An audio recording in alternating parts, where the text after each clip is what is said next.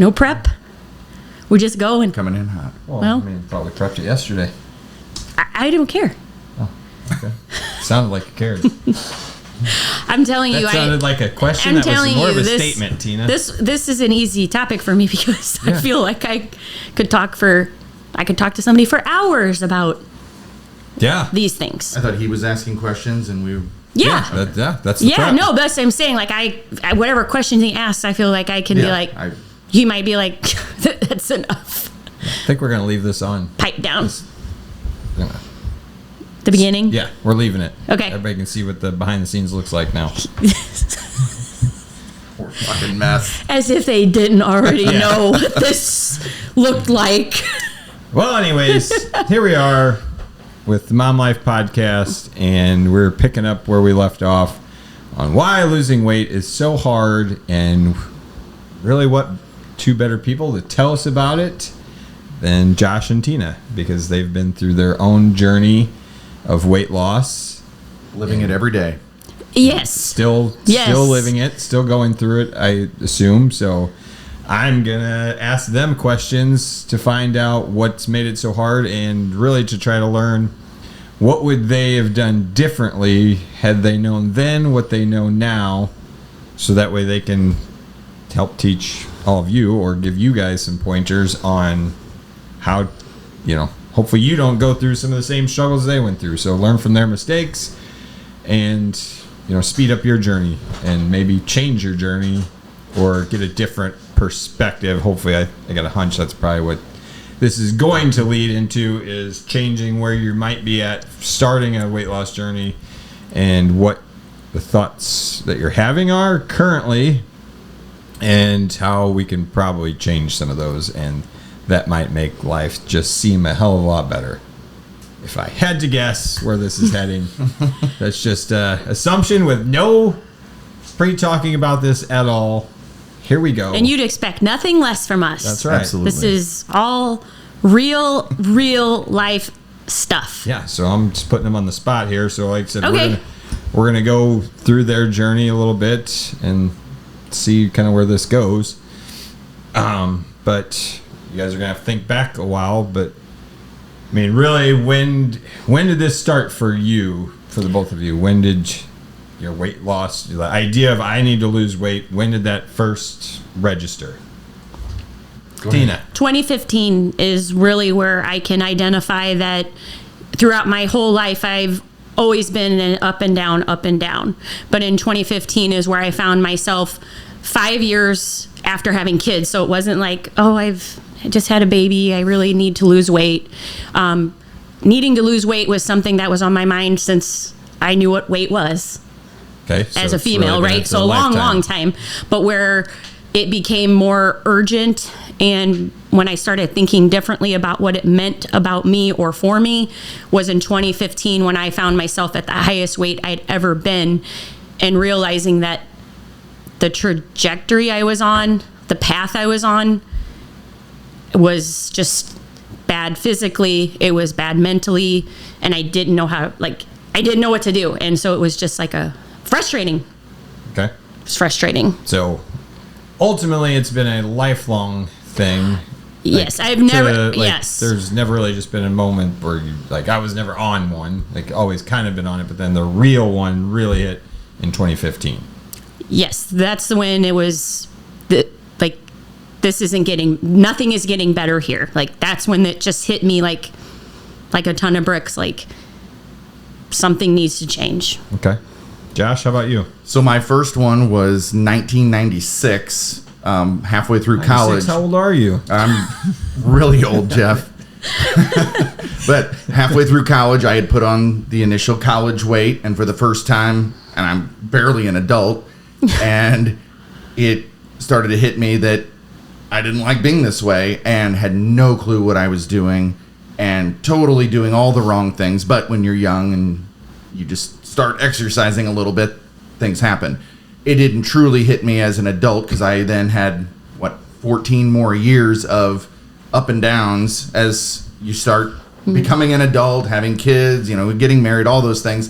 2010 was when I started having the realization that, this was going to be a lifelong thing that I needed to learn about.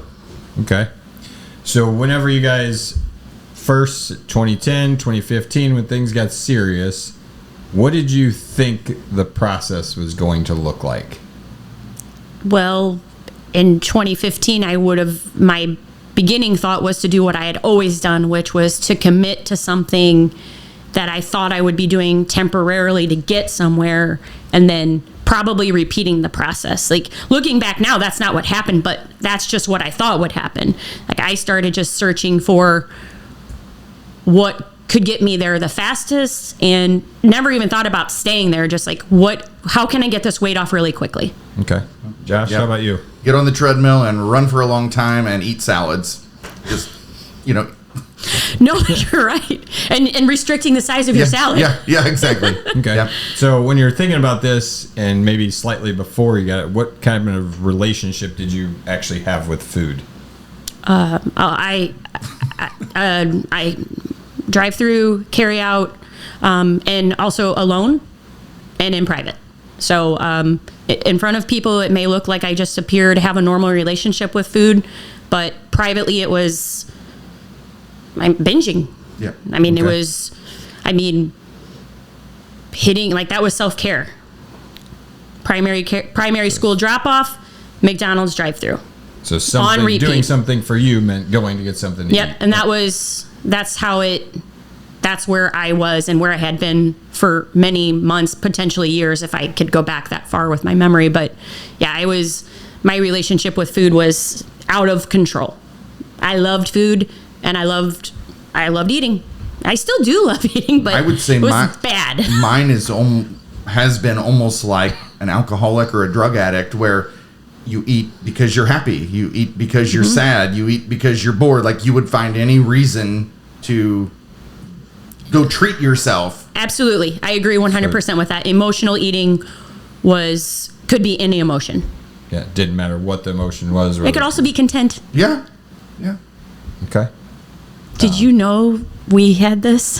What's that? Just joking. Yeah. Did you know this? I mean, I've known you guys for a while. Didn't know everything. It's easier to talk about now than it's ever been, though. It's Yeah. easier for Yeah. me to share the parts that I wanted to keep hidden and hide from someone, because the way it made me feel about myself. Because on the other side of those cycles was also the shame and regret of, like, going to bed and swearing this would be the last day. Yeah. This will be the last day I do this. So the next question, I think, is an important one to kind of really get into the meat and potatoes of this whole thing, and did you He think said meat and Potatoes sound potatoes. good. Now I can't even think about your question. I was thinking about eating. He said meat and potatoes. Did you think weight loss was going to be the solution to more things than just your weight? 100%. It was going to fix Everything. everything. The number on the scale, smaller clothing size, liking how I looked, all very vain things were going to be the things that fixed everything. I'm going to be happy. People are going to look at me and love me, and everything's going to be wonderful. Maybe I'll even love me. Yeah, but maybe. I didn't really care about that either. That's the thing. Like, it was more I very, wanted to love the number on the scale. Okay. and love the reflection in the mirror. And then and if you got to a certain number, then that was going to fix any other problem that you potentially had going on. Or at least it was maybe part of it. I mean, in my mind, yes. And that being said, the rest of my life was good. I mean, it was really good. So that was something that was really on my mind a lot. Like, I didn't feel like I was struggling anywhere else, but I felt like that was the thing that was holding me back from moving forward in other areas. But I never focused on whatever the other area was. I just focused on the weight. Okay. Like, that was the driving thought. Josh, you. Yes. I don't know that I had a period, probably 2011, 2012, where I don't even know if I had a goal weight. I just wanted to see the number keep going down. And that's how like my mind was really messed up about it for years. So- And it finally took my wife saying, you need to put some weight on, you're too skinny, for me to start to open my eyes and go, where, what is the number? Where's this going? Yeah. Yeah. Okay. So now let's go to the part that hopefully is going to be helpful to people. And, like how many years do you think this journey was for you guys? Well, I Do mean, you like, know how many years? I think like Josh said at the beginning, so the journey is ongoing, which I think is one of the biggest things that I would start with. And that is actually my number one, is that it took longer than I thought. And it took, like, for me to have that highest starting weight to watching the scale really go down. So like, like right now I maintain a weight loss of anywhere between 60 to 65 pounds, depending on and I don't get on the scale a lot. I just know that's where it is because I know where I fall. But to get like the 60, 65 pounds off was like 2 years. Okay. And then It was like 2 years. And then Josh, how long for you? Probably similar. When I at one point I was down probably close to 100 and then cycled back 50. I'm probably in that 60 to 65 range. 67. Yes. I don't ever weigh anymore. I've learned that, I like a particular size of clothes that fit. And so I only weigh when I go to the doctor, and I haven't been into the doctor for a couple of months, so I don't even know what I weigh. But I've totally gone the other direction where the number doesn't matter because I don't know what it is. Which I think is a good thing. So now if you went back to starting this journey over, what are some things, let's go over some things that would have potentially sped up the process or made it a little bit easier for you? I will remove this word speed from it because I think for me that's what got me in so much trouble over the cycling was the speed of something. And anything that I'm sharing today is not even about, like, you can't skip the process, but maybe hearing what it looks like on the other side might help you stay in it longer and not quit. Because I think that's another important point. Like, it felt like I was working really hard at something, but I was quitting so often that it was never going to work the way that I was approaching it, because I was starting something, going into fast, that's why I say the speed part to me, Yeah. like that really, like, I don't like that word at all when it comes to Well, maybe the idea of speed is what actually slowed you down. it. Exactly. So, Like, had you not been so focused on how fast I could do this, I would have chosen a route that was maybe a little more sustainable, and I would have stayed on the path more consistently, and actually probably would have sped things up, or at least maybe felt easier. absolutely. And that's, and that would be one of my biggest, I'm almost like, I had like kind of a big aha moment when I started thinking about some of this stuff. Like, these aren't tips to lose weight. These are lessons that I've learned that if somebody is out there listening and they are feeling very stuck and even too scared to start, that the person that you might become or find on the other side, like, is literally waiting for you, but you're quitting and you keep quitting the process, or you're just too damn scared to say, like, I need help, or I want to do this. And so you trick yourself into thinking that you're working really hard when really you're not doing anything. And it can be that's why it's so frustrating. This is why it's so confusing, because you're just like spinning in this cycle of, like, we talked about restricting. We talked about finding out why it's important. Even that last week, like, talking about that, like, it made me emotional thinking about it, because I didn't care why. I just wanted to. Yeah. And so the why for me really came much later in this journey and in this process. And it still changes with each day, each year, each month, whatever. It still changes. So I don't think I answered your question at all. That's okay. No, I think you did. I think it's not unanswered because, like you said, it's not about speed. It's about much more than that, and that's a huge thing. If people can, that's definitely something. It's a question because I don't want people to think about speed. I ask it because we want to get away from speed. Yeah. Like, because we know what speed does is, you know, going fast for a majority of people really usually means going slow. Sure, they lost 40 pounds really fast, but all those people that do that, we know what the outcome is in the long run. Yeah. Is they gain it back. So Yeah. and the reality is you've went nowhere by trying to go super fast, where you learn to actually, you learned a few mistakes, you tried to go fast, and you realize that actually doesn't work, because I go fast, then I get stopped, and then I go back, I go fast again, and I stop, versus finding your flow. So it makes sense to me. I think mine's very similar. And you talked about your why evolving. I don't really feel like I gained traction on my why, probably in the last couple of years. For sure. And I have a firm, bit of that now. I think going back in time, education, I've done it the wrong way so many times that there is a good mindset and a good way of, Yeah. doing it. And I've done all the others. Yeah, and even in 2015, when I said that, that was kind of a moment where I realized that this needed to change, I still was thinking that it was going to change in like that speedy, fast way, and that I'd quit again. Yeah. Like, my mindset didn't have anything in it about what the future looked like. It had in mind, like, how do I get from point A to point B as fast as possible? And then what? I didn't know, and I didn't care, because the mind wasn't even in there to make that decision or even think forward.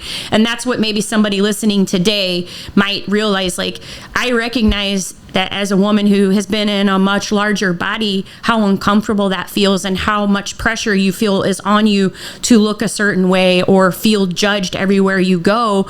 And to know that it's so scary to start. And so maybe just listening to some of the things we have to say might just give you that I don't even want to say the word motivation, but just change a thought in your head or a story in your head about what can happen if you do take the first step, even though it's going to be long, even though it's going to require you to change and get uncomfortable, but the person you become is just incredible. But you don't know it if you don't go, but it's scary and you stay stuck. And that's where I was stuck. So can you think of the moment or time when it stopped becoming this diet and speed and became, this is who I just want to be?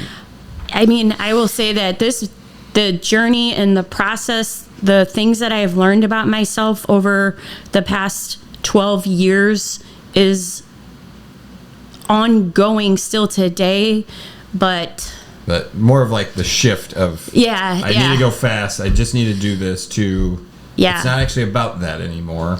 So for me, I would say that things really started clicking when I,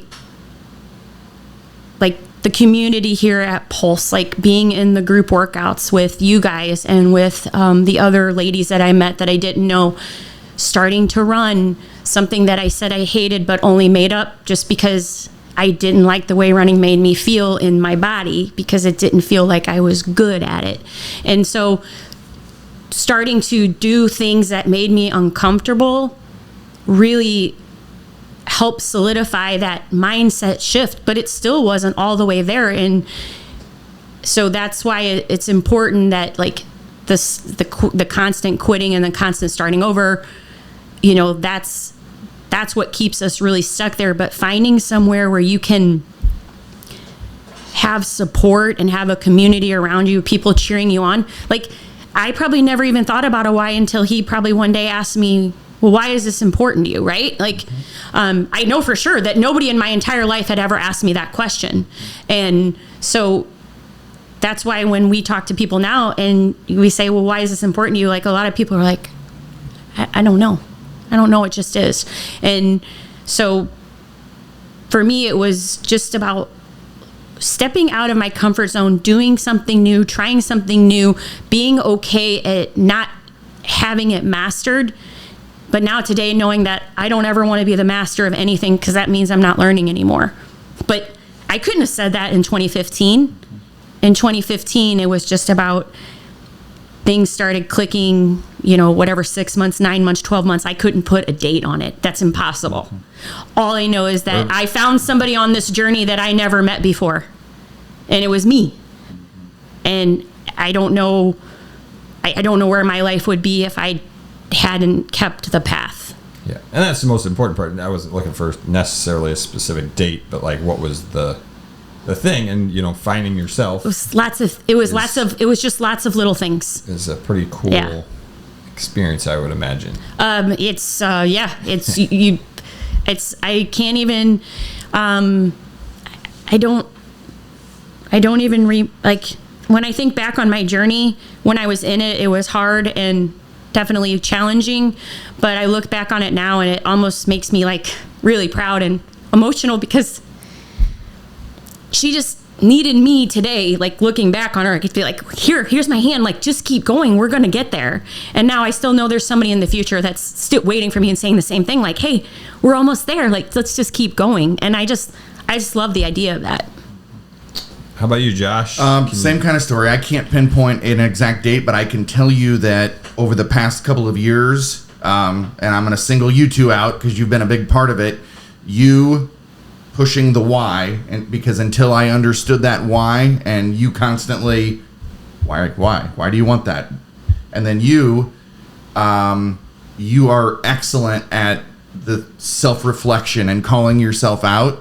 And there's been many conversations we've had, and I've had to train myself at that. And we've talked about it. We'll be taking a walk and you're asking questions and you're really good at calling yourself out.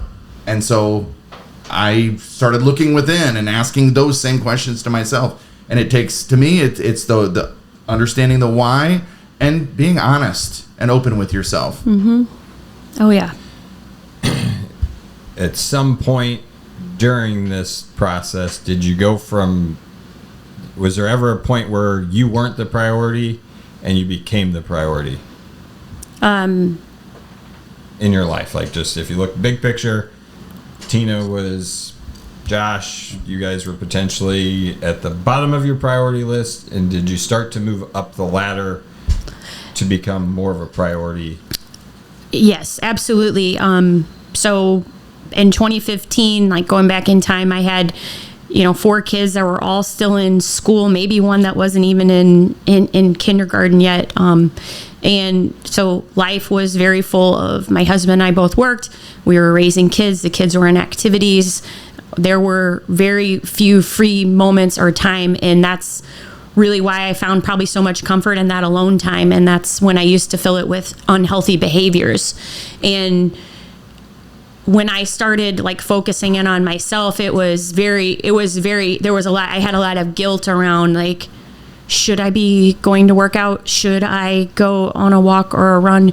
Should I focus this much time on worrying about my nutrition? Shouldn't I just let the family do whatever they want?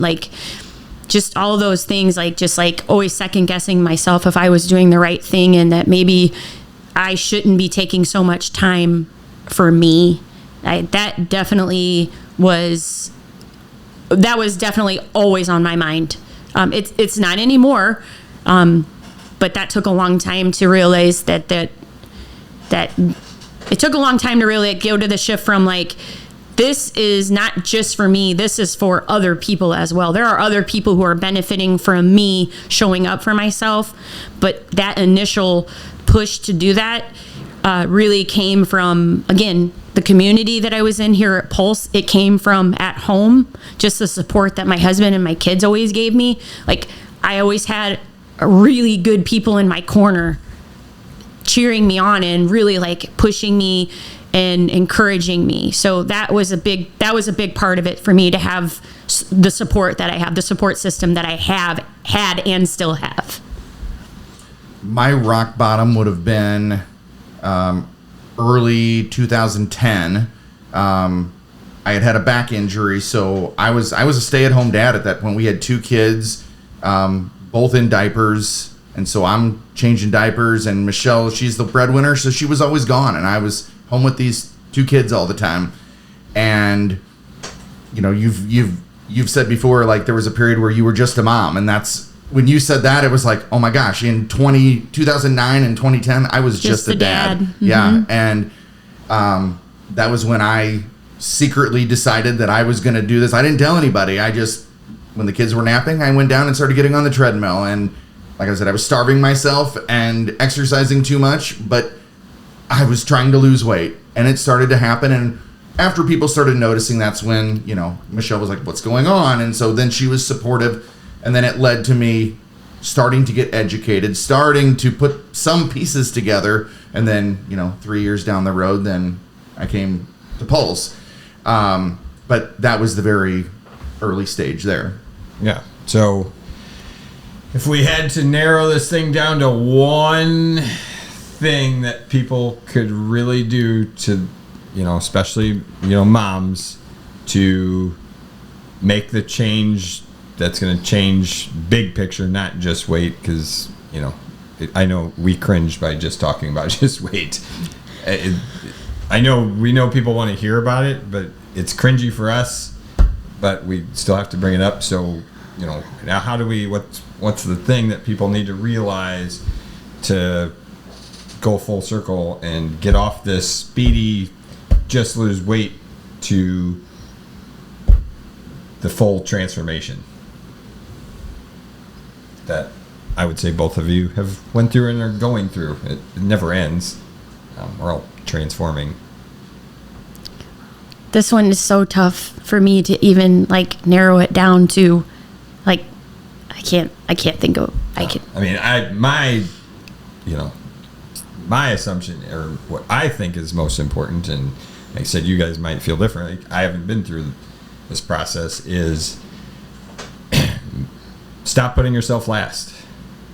And when you start to put yourself first, and you become important to you, just as important as everybody else, and you understand that whenever and you said it, kind of why I asked the question. Oh. You even said it at the end of your last statement. It wasn't just about me being better and being healthier was a win for everybody else. Mm-hmm. And when any mom can understand that I go from me being last to actually moving up the ladder on my priority list and following through with that, everybody else around them is much better off. That's true, because a mom moving up on her priority list doesn't lower people that she cares about, her family. It doesn't lower them off the priority list. It just puts her right with them. Yeah. Or elevates them, because you're in a better mood. Yeah. And everybody else is happier. Yes. Things probably get done better by everybody else because of just the morale. Like, if morale is high in a home, things are better. If, you know, kids run from, you know, when I'm crabby, my kids, they're running.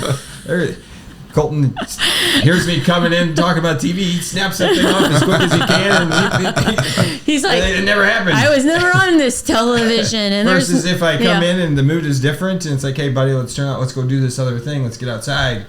Okay. And it turns off, and there's, you know, it's guilt free, but, you know, just kind of a small scope of how that changes. Like when we're talking positive and being energetic, and that's what you being your best versions brings, and what I see out of everybody's best version brings more positive around everybody, and then just elevates the whole room. Mm-hmm. And yeah, I mean, the only thing I'll add to that is the consistency part of it. And I know people probably really tired of hearing us talk about how important consistency is. But when you can remove speed and replace it with the mindset of being consistent and working at something without quitting, you're going to go farther, faster, long term than going speedy and then not being able to maintain it. And that would just be one little tidbit that I would add, especially to anybody who is, like I said, if you're out there and you know that this is a journey that you literally maybe wake up and think about it, or go to bed and you think about it, and you constantly think about that change that you need to make. The other suggestion I would make is to find out where help is for that too, because that one step of getting help with something you don't know about, I've talked about that before in my journey. things sped up for me when I got help with things that I didn't know how to do. And that goes for anything in my life now. I know that if I don't know how to do something, I don't need to fake it till I make it. I need to ask somebody else that knows about that thing how to do it. And that's always going to put me in a better spot. Always. Perfect. Nailed it. Josh, I got nothing to add. anything to add No, to it? that was good. Well, thank you both for sharing what, could be a very tough topic for a lot of people to talk about and discuss, and being open with it. I think a lot of people are going to benefit from knowing more about you and just learning your story, and hopefully open up to ask questions and ask you how to do something. So feel free to ask them. I'm giving you guys permission for them. Absolutely.